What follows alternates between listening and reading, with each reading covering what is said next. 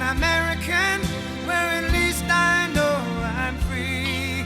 And I won't forget the men who died, who gave that right to me. And I gladly stand up next to you and defend her still today. 'Cause there ain't no doubt I love this land. God bless the...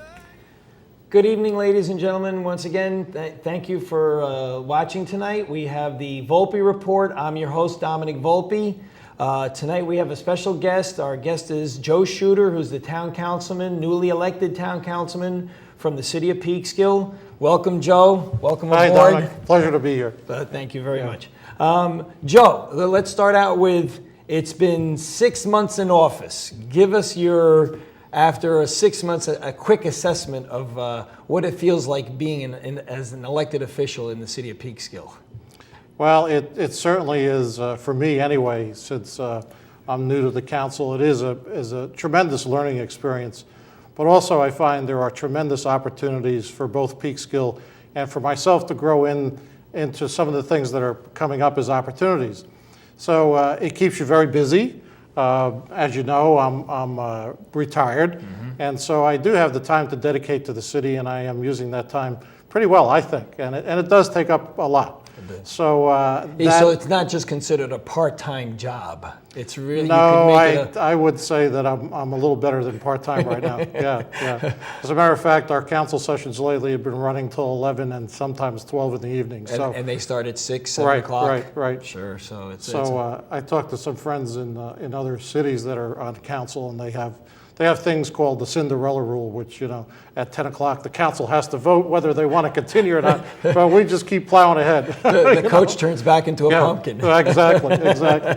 So, what I've been finding though is that we had a starting point. Okay, we had to kind of step back a little bit when we first came in. And that was due primarily to some things that had happened with some of the, let me call them residential development projects in Peekskill.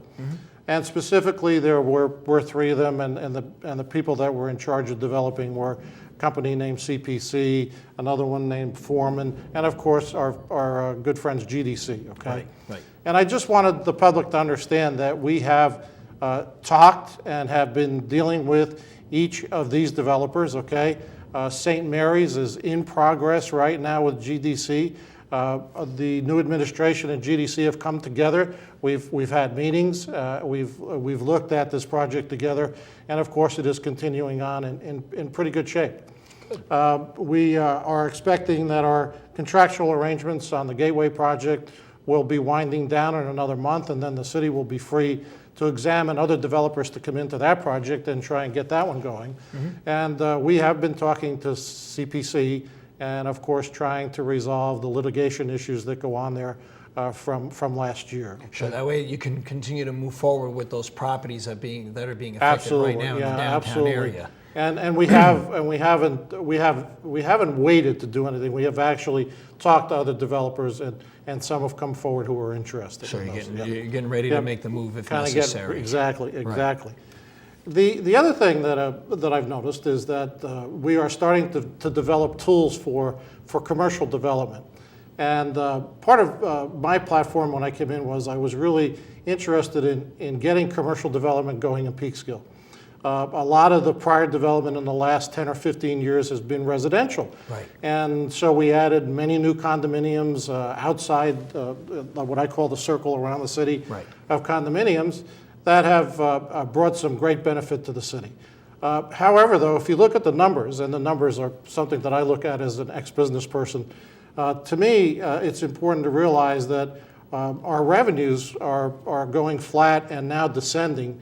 And so unless you keep residential developments going, and you have something every year that brings in new tax revenues, what'll happen is that your revenues will flatten out because your infrastructure costs start to go up and deplete that revenue stream that you've taken in over the years. Sure. That's the condition we're in now, and the only fruitful way to deal with all this is really through commercial development. And the reason? The reason is because commercial development, number one, does not tax your school system. The school system collects taxes. the school system is not usually burdened, okay, by a business to produce, X 15, 20 more seats, for instance, okay? Right. So there's not a cost burden on the school system. And of course, if you can get a fully sustained commercial business, you have ongoing revenues for the city that you can count on. So by raising, in a sense, the commercial, what we'll call a rateable, for every dollar that comes in, but there's really no expense side on the school side, is what you're saying, and therefore it makes it easier then for what you would say the residential base in order to handle it. It's an easier. It's almost like a burden that's one less for every dollar that comes in. It's one less that you have to raise on the residential sector. Is what's going on. Correct. That's absolutely why we would want to go there, and so I guess I do have some ideas that I'd like to talk about today. Right ahead. And as a matter of fact, I'm going to do a little bit of reading, not to be boring, but some technical information that the words say better than I could ever say. Go right ahead. Go ahead, please. So I'll be doing that as we go along. But we do have two projects going on right now, and one of them is consistent with where the city wants to go, and that is we want to go green, okay? So again, what's the benefit to the public of going green for the city? To put up LEED standards to make a building green, for instance, et cetera. Sure. Well, we do have a project like that, and it's a Holiday Inn Express, and it'll be going on John Walsh Boulevard. And we have just finished the tax agreement with the builder, and that project is moving along very well.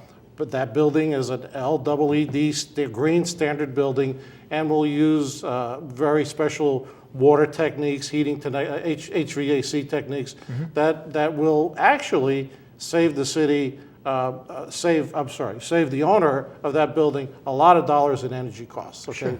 And number two, it will be our first major green project in the city.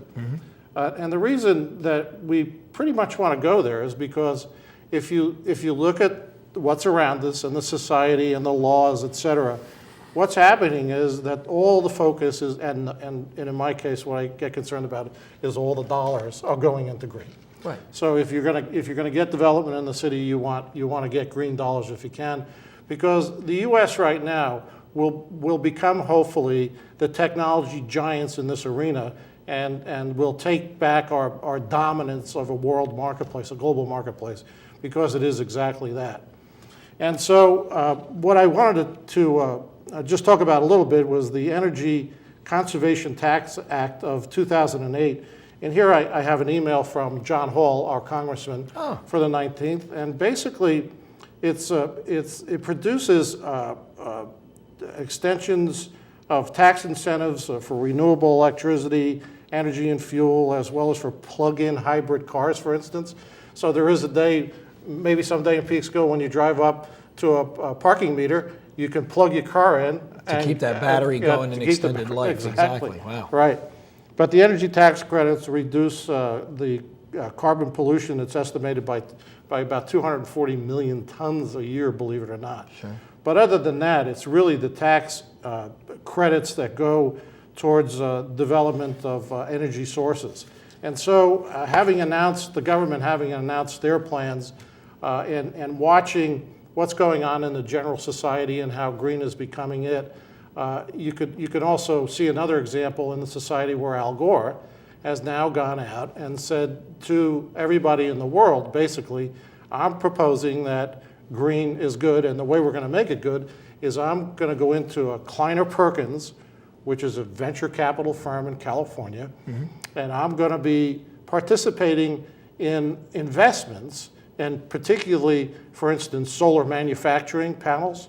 We'll be investing in those manufacturing facilities to make a profit so that green becomes part of a total solution for the economy also. It's almost like a culture change is really what's going on, I think, is what's going on. It's that people see that that the continued dominance, whether it's through the cartel in the Middle East or even, let's say, South America with the with Citgo and all that. So we're saying, you know what, it's time maybe we tighten up our belt and we control our own destiny instead of having other countries control our destiny, because our well put, our use of energy and